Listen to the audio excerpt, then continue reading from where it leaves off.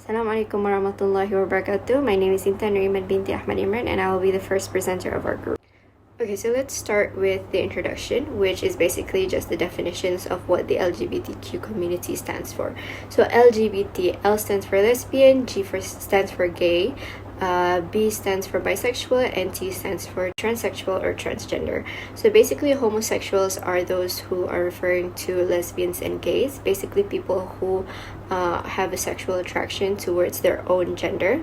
Bisexuals are basically men or women who like both genders, and transgenders or transsexuals are basically men and women who think that their gender identity or gender expression differs from the one that they were assigned at birth. Okay, so transsexuality can be addressed through three similar phenomena. The first one is hermaphrodite, which is junta. Basically, it is a person who was born with both male and female reproductive organs. And then homosexuality is basically the sexual orientation of a person who prefers or has a sexual desire towards their own gender. And transvestitism is basically when a man or a woman is adopting the dress, the manner, and basically the attitude of the opposite gender. Okay, hi, Assalamualaikum warahmatullahi wabarakatuh. I am Munirah binti Saudi, and today I will continue with the new topic, which is LGBT from Islamic perspective. Somehow I will focus on the hadith related and maqasid Sharia. As we all know, Islam forbids transsexuality, homosexuality, and things related to LGBT community. In the maqasid Sharia point of view, homosexuality is considered as dangerous to human life and beyond limits of natural law. So this is the first hadith that explain about homosexual behavior, meaning whoever is found conducting himself in the manner of the people of Lut, kill the doer and the receiver. So this hadith is found in the work of Sunan Abi Dawud, Sunan Ibn Majah, and others. And the hadith above state the prohibition of homosexual behavior, such as those who committed by the people of Lut, and the death penalty executed on both individual who practice this homosexual behavior. So also another thing to add, also Al-Katibi in the word of Ma'ani al-Sunan claims that the act committed by the people of Lut is punished severely because it seems that the fake juries are referred to the meaning behind the punishment imposed by Allah through storm or stones that showered the people of Lut, result to their total destruction. So another related issue in this topic is about transgender. So related hadith here is about with the meaning the Prophet cursed effeminate men and those women who assume the similitude manner of men. So the hadith above is mentioned in the word of Al-Mu'ajam, Al-Awsat, Sunan Abi Dawud, Sunan Ibn Majah, and Sunan Al-Tirmidhi. Transgender are cursed by the Prophet Muhammad SAW, whether man who resemble woman or vice versa. So in this case, it refers to a man who resembles a woman in many aspects that actually turn a man into a woman. And this group call the term transgender or transvestite.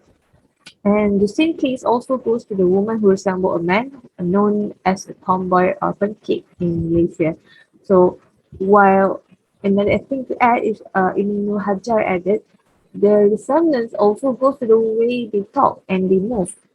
So in the form of the they wear the clothes, it's different according to the custom and culture in state or territory.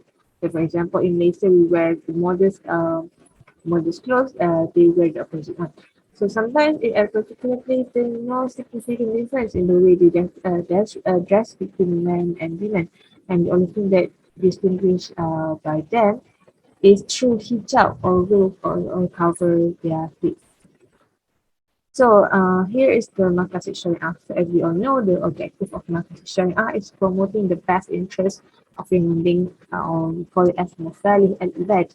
So it is to secure the interest of mankind that pertains to hereafter, and to secure the interest of mankind pertaining to the world.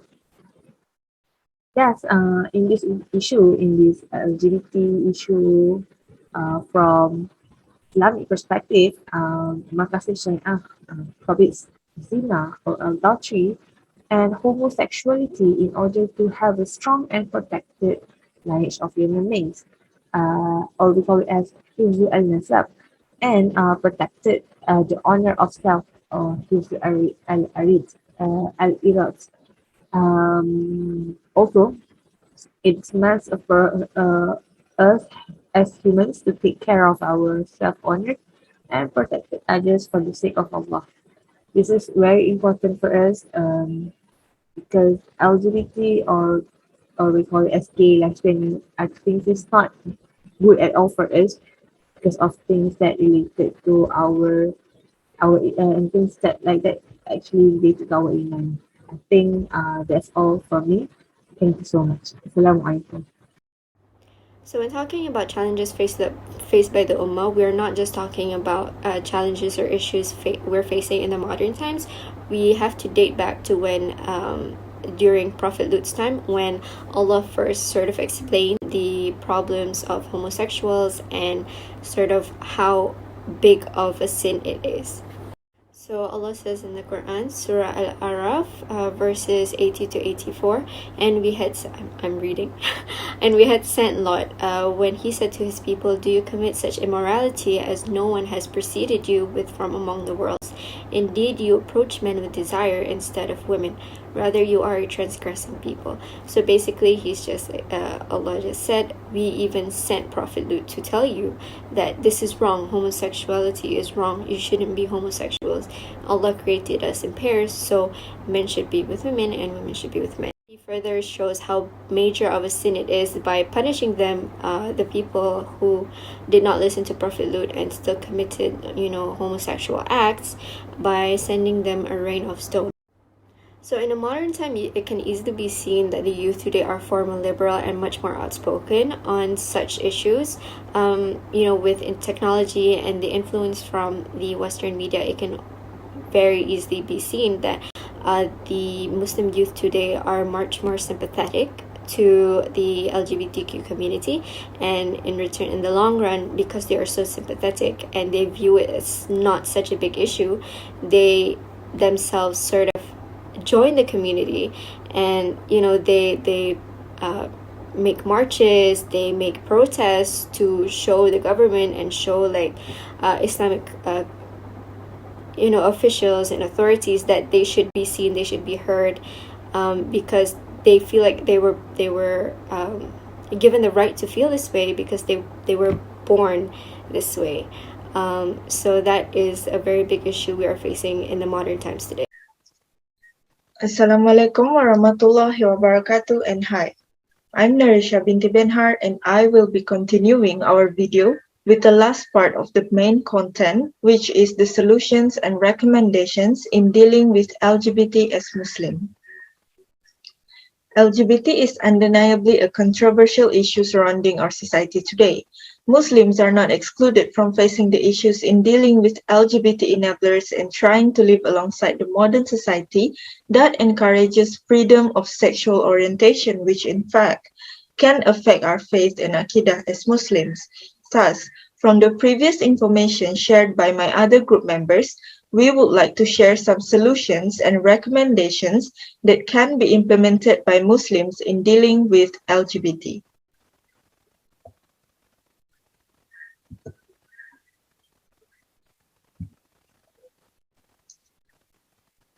The first solution that we would like to highlight is education. Education can be a solution in curbing the LGBT issues among Muslim societies. In this case, there are two types of education that we would like to put emphasis on. They are Islamic education and sex education. Islamic education is the root of all education that pertains Muslims.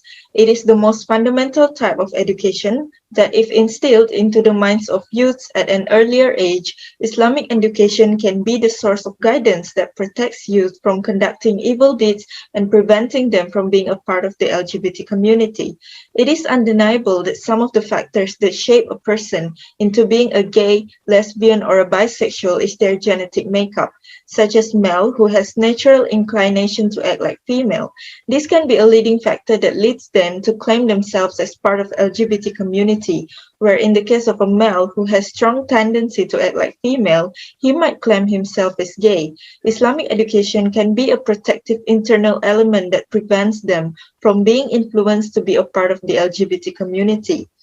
An article entitled Homosexuality: An Islamic Perspective by Bashir Ahmad, which was published in 2015, discussed about the challenges that surrounds Muslim men and women, especially those living in Western countries where LGBT is upheld as human right.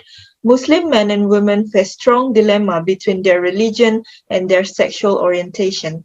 They know that sexual intercourse between the same sex is considered sinful in Islam, but they are also influenced by their surrounding. There are also some Muslims who identified themselves as gays and lesbians, but knew that involving into any sexual act following their sexual orientation is sinful. Thus, they remained celibate and focused more on religious activities to prevent them from committing the sin. So, what we can conclude here is, it is not the genetic makeup that becomes the sole factor of making someone a gay, lesbian, or bisexual, or even transsexual. It is also their environment, and strong Islamic doctrination within themselves is the key to protect themselves from the influences of their surroundings. This is why instilling Islamic education into Muslim youth is so important, especially at a young age. Next, sex education. Sex education is not all about sex. Sex education is the right way for youth to understand themselves and prevent them from being easily influenced by their surrounding. We believe that proper sex education for youth will help them to understand the importance of sexual and emotional health, such as the importance of not involving themselves into sexual acts before marriage due to its negative effects on their health, such as STDs and HIV. Sex education can also be insightful for youths in understanding their sexual orientation, and this, in line with their religious knowledge, will help them to understand to what extent their sexual orientation is considered sinful. Tolerance does not equal acceptance. They need to understand that having homosexual orientation does not disqualify them as Muslims. It is the homosexual behavior that is a sinful act and is prohibited. Thus, sexual education can help youths to understand and be aware of their natural sexual orientation, and this, coupled with strong Islamic education, will help them to understand that they need to prevent themselves from committing homosexual behaviors, which is considered as sinful in Islam. Next, we would like to highlight the roles of families, friends, and societies in dealing with LGBT among Muslims. Roles of families, friends, and societies.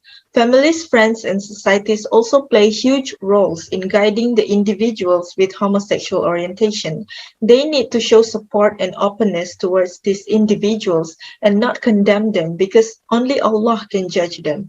Strong emotional support can help these individuals to open up about their sexual orientation, and thus early actions can be taken to help prevent them from committing sinful homosexual behaviors. For example, parents can be supportive to their children and not being aggressive or judgmental towards homosexuality, because it can impede their children's courage to open up about their sexual orientation. Friends should also try to support them and help them to stay on the right path according to the Sharia despite their homosexual orientation.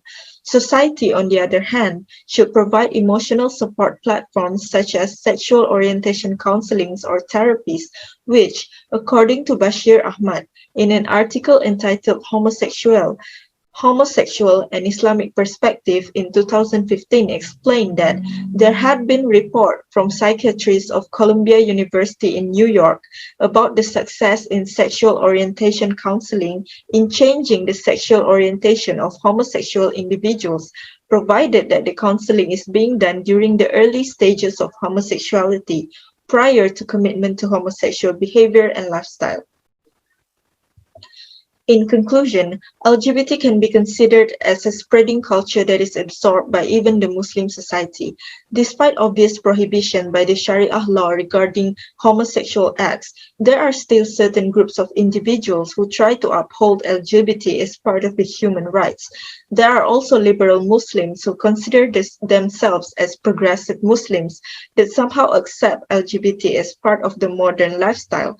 As Muslims, it is our responsibility to uphold the law of Allah, which includes prohibiting any acts of sexuality that is prohibited by Islam, such as homosexuality, but it is also not in our power to condemn individuals who practice such sexual orientation.